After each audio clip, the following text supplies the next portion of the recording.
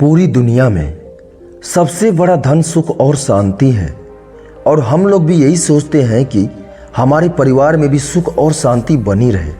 लेकिन हम देखते हैं कि लगभग सभी परिवारों में झगड़े होते रहते हैं और उन्हीं झगड़ों से पूरे परिवार का माहौल खराब रहता है और परिवार के लोग एक दूसरे से ही घृणा करने लगते हैं, एक दूसरे के खिलाफ ही साजिश रचने लगते हैं।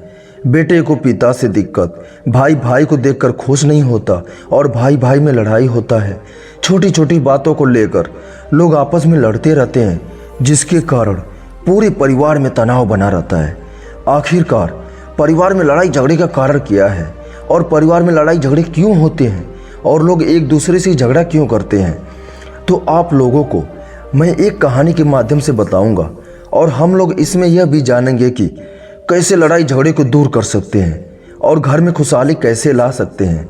बस आप लोगों को यह कहानी ध्यान से सुननी होगी और अंत तक जरूर देखना, तब जाकर आपको ये सारा खेल समझ आएगा, अन्यथा आप उन सब चीज़ों से वंचित रह सकते हैं। तो चलिए शुरू करते हैं।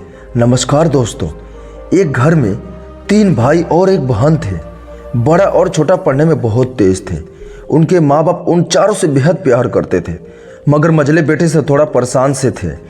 बड़ा बेटा पढ़ लिख कर डॉक्टर बन गया, छोटा भी पढ़ लिख कर इंजीनियर बन गया, मगर मझला बेटा बिल्कुल आवारा और गवार बनकर ही रह गया। सबकी शादी हो गई। बहन और मझले को छोड़ दोनों भाइयों ने लव मैरिज की थी। बहन की भी शादी अच्छे घराने में हो गई। आखिरकार भाई सब डॉक्टर इंजीनियर जो थे, अब मझले को कोई लड़की मिल नहीं रही थी। बाप भी परेशान, माँ भी परेशान। बहन जब भी मायके आती सबसे पहले छोटे भाई और बड़े भैया से मिलती, मगर मझले से कम ही मिलती थी, क्योंकि वह न तो कुछ दे सकता था और न ही वो घर पे जल्दी मिलता था। वैसे वह दिहाड़ी मजदूरी करता था, पर पढ़ नहीं सका तो नौकरी कौन देता। मझले की शादी किए बिना बाप गुजर गया। माँ ने सोचा कहीं अब बंटवारे की बात न निकल जाए, इसीलिए अपने ही गांव से एक सीधी सादी लड़की से मझले की शादी करवा दी। शादी होते ही न जाने क्या हुआ कि मझला बड़े लगन से काम करने लगा तथा एक दिन वह काम पर जा रहा था। उसके दोस्तों ने कहा, ए चंदू, आज अड्डे पे आना। चंदू ने कहा, आज नहीं, फिर कभी। दोस्त, अरे तू तो शादी के बाद तो जैसे बीबी का गुलाम ही हो गया। चंदू, अरे ऐसी बात नहीं, कल मैं एक अकेला पेट था तो अपने हिस्से की रोटी कमा लेता था, अब तो 2 पेट है, आज कल और होगा। घर वाले नालायक कहते हैं, मेरे लिए चलता है, मगर मेरी पत्नी मुझे कभी नालायक कहे तो मेरी मर्दानगी पर एक भद्दा गाली है, क्योंकि एक पत्नी के लिए उसका पति उसका घमंड, इज्जत और उम्मीद होता है। उसके घर वालों ने तो मुझ पे विश्वास करके ही अपनी बेटी दी होगी, फिर उनका भरोसा कैसे तोड़ सकता हूँ। कॉलेज में नौकरी की डिग्री मिलती है और ऐसे संस्कार माँ बाप से मिलते हैं। इधर घर पे बड़ा और छोटा भाई और उनकी पत्नियां मिलकर आपस में फैसला करते हैं कि जायदाद का बंटवारा हो जाए, क्योंकि हम दोनों लाखों कमाते हैं मगर मझला ना के बराबर कमाता है। ऐसा नहीं होगा। माँ के लाख मना करने पर भी बंटवारे की तारीख तय हो जाती है। बहन भी आ जाती है, मगर चंदू है कि काम पे निकलने के लिए रूम से बाहर आता है। उसके दोनों भाई उसको पकड़कर भीतर लाकर बोलते हैं कि आज तो रुक जा, बंटवारे कर ही लेते हैं। वकील कहता है, ऐसा नहीं होता, साइन भी करना पड़ता है। चंदू, तुम लोग बंटवारा करो, मेरे हिस्से में जो देना है दे देना, मैं शाम को आकर अपना बड़ा सा अंगूठा चिपका दूंगा पेपर पर। बहन, अरे बेवकूफ, तू गंवार का गंवार ही रहेगा। तेरी किस्मत अच्छी है कि तू इतने अच्छे भाई और भैया मिले हैं। माँ, अरे चंदू, आज रुक जा, बंटवारे में कुल 10 बीघा जमीन में दोनों भाई 5-5 रख लेते हैं और चंदू को पुश्तैनी घर छोड़ देते हैं। तभी चंदू जोर से चिल्लाता है, अरे अरे अरे, फिर हमारी छुटकी का हिस्सा कौन सा है? दोनों भाई हंसकर बोलते हैं, अरे मूर्ख, बंटवारा भाइयों में होता है और बहनों के हिस्से में तो सिर्फ उनका मायके होता है। चंदू, ओह, शायद पढ़ा लिखा ना होना भी मूर्खता ही है। ठीक है, आप दोनों ऐसा करो, मेरे हिस्से की वसीयत मेरी बहन छुटकी के नाम कर दो। दोनों भाई चकित होकर बोलते हैं, और तू? चंदू माँ की ओर देख के मुस्कुरा के बोलता है, मेरे हिस्से में माँ है ना।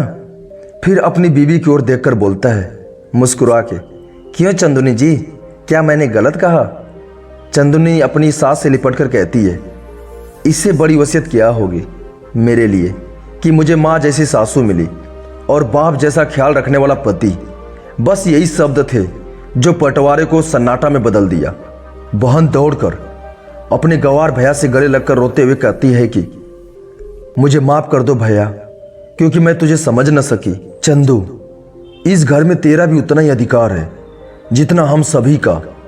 शादी के बाद हर भाई हर बाप उसे पराया समझने लगता है, मगर मेरे लिए तुम सब बहुत अजीज हो, चाहे पास रहो या दूर। माँ का चुनाव इसलिए किया कि ताकि तुम सब हमेशा साथ साथ 9-9 महीने गुजारो, माँ के साथ मुझे याद आओ, क्योंकि ये वही कोख है जहाँ हमने तुम्हारी यादों को भी मैं रख रहा हूँ। दोनों भाई दौड़कर मजले से गले मिलकर रोते हुए कहते हैं, आज तो तू सचमुच का बाबा लग रहा है। सबकी पलकों पे पानी ही पानी। सब एक साथ फिर से रहने लगते हैं। दोस्तों, यही नहीं, एक और कहानी है जिससे आप अपने घर में झगड़े को बचा सकते हैं। एक नगर में एक व्यापारी रहता था। उसके 7 लड़के थे और सभी की शादी हो चुकी थी। व्यापारी कपड़े का व्यापार करता था और उसके लड़के भी उसके साथ दुकान पर बैठते थे। एक दिन व्यापारी रात में सो रहा था तो उसे सपना आया। सपने में उसे एक आदमी दिखा। उससे कहने लगा कि तुम्हारे घर में बहुत सुख है, तुम्हारे पास पैसा भी बहुत है। अब मैं तुम्हारे घर आने वाला हूँ, जिससे तुम्हारे घर में धीरे धीरे पैसा खत्म हो जाएगा और लड़ाई झगड़े शुरू हो जाएंगे। व्यापारी ने कहा, तुम कुछ भी कर लो, पर कभी भी मेरे घर में लड़ाई नहीं हो सकती। अगले दिन सुबह व्यापारी उठा और रोज की तरह नहा धोकर दुकान पर चला गया। उसके लड़के भी उसके साथ चले गए। उस दिन उनकी पत्नी और बेटों की पत्नियों ने खाना बनाया। खाने में उन्होंने दाल बनाई। सबसे पहले तो बड़ी बहू ने नमक डाल दिया और धीरे धीरे करके सभी लोगों ने मिलकर नमक डाल दिया कि पता नहीं किसी ने डाला है या नहीं।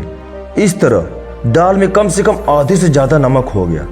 जब शाम को व्यापारी और उसके बेटे वापस आए तो और खाना खाने के लिए बैठे थे, दाल में आधे से ज़्यादा नमक था।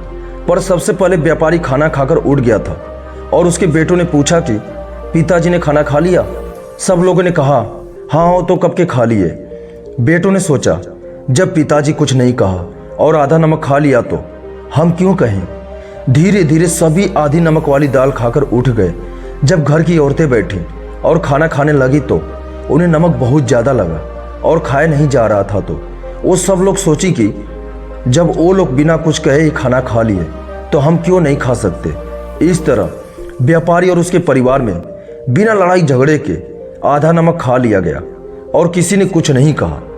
यह सब कुछ घर में लड़ाई झगड़ा कराने के लिए ही कराया गया था, लेकिन उनकी सूझबूझ और सहनशीलता से उन्होंने अपने गुस्से पर काबू किया। अगर हम अपने गुस्से पर काबू रखें और लड़ाई ना करें तो हम सबके घर में सुख कभी कहीं नहीं जाएगा और दुख लड़ाई झगड़ा कभी नहीं आएगा।